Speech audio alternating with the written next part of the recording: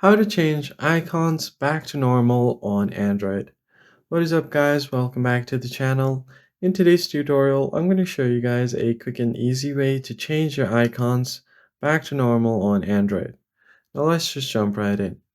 As you can see, I've got a bit different icons that's not normal. So what I'm going to do here is show you guys how you can turn them back to your default icons. Tap on the gear icon to open settings. Now once you open up your settings menu, you need to go ahead and scroll down until you find themes and wallpapers. So go ahead and tap on themes. From there, you want to find icons that you already have. So tap on the menu icon at the bottom.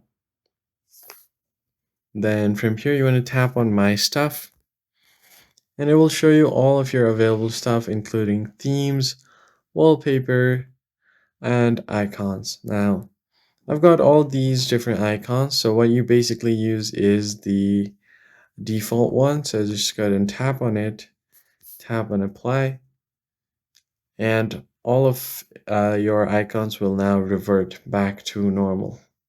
So that's basically it guys. If you found the tutorial helpful, hit the like button down below and subscribe. I'll catch you guys in the next one.